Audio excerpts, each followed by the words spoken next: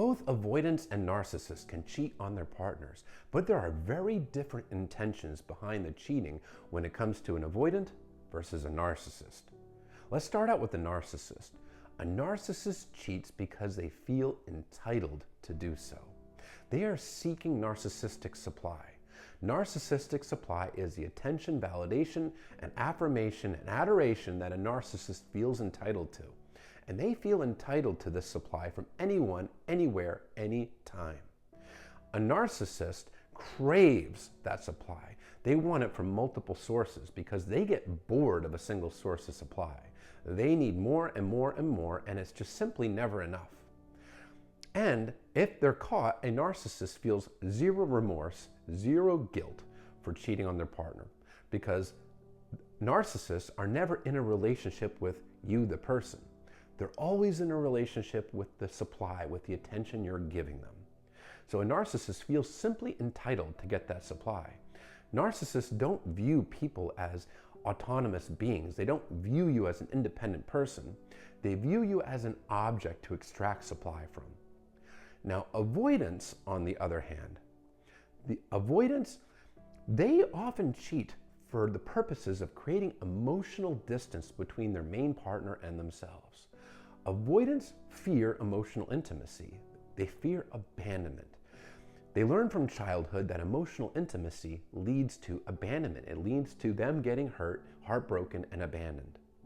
By cheating on their partner, they create an emotional distance between themselves and their main partner, because it's hard to build true emotional intimacy when you are betraying your partner, when you are straying outside of the relationship and forming intimate relations with somebody else. That helps the avoidant feel safe.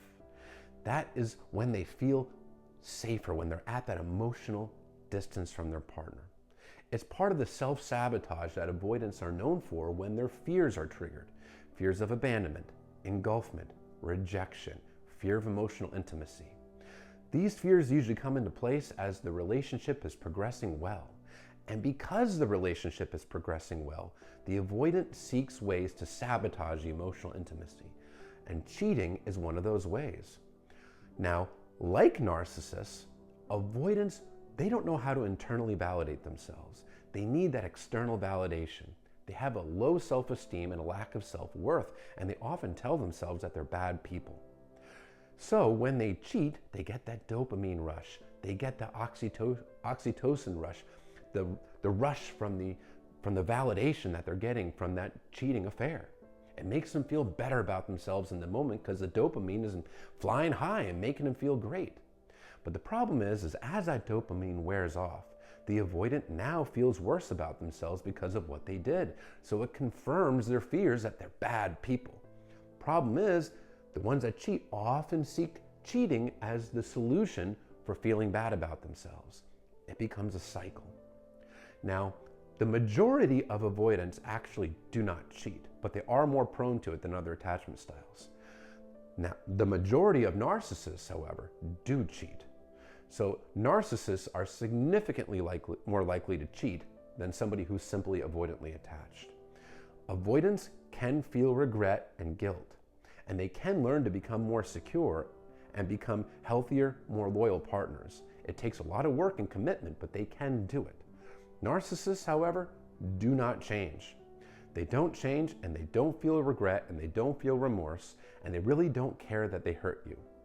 Avoidants, well, they can detach from their feelings. That's what they do. They avoid things. They've learned to avoid problems, avoid emotions, avoid pain, suppress any feelings that they don't want to feel. But they can feel guilt, they can feel remorse, and they can really feel bad for hurting you because they don't go out with the intention of hurting you, but when an avoidant is triggered and their avoidant fears are elevated and they're deactivated, as it's called, they're not exactly going out of their way to not hurt you either. Both narcissists and avoidants cheat for very selfish reasons because they're only considering themselves. They're not considering the pain and the crushing blow to the self-esteem of their partner that this cheating behavior is going to cause. They're not thinking of their partner at all. They're thinking of themselves and whatever it is that they perceive or feel that they want or need in the moment. But understand, if your partner is a narcissist or if they're an avoidant and they cheated on you, that cheating is a representation of the person that cheated. It is always a reflection of the cheater. It is never the fault of the person that was cheated on. You can't make anybody cheat on you. No matter what you did, right or wrong, you can't make somebody cheat on you. So don't blame yourself.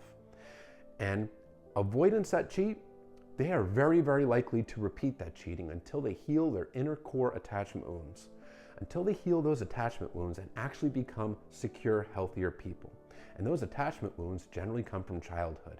They need to heal those core wounds, learn to have a better self-esteem, and that is the point where they can actually really begin to become more faithful, honest, better partners. If they don't work on that though, they're very likely to keep cheating over and over and over again on each consecutive partner.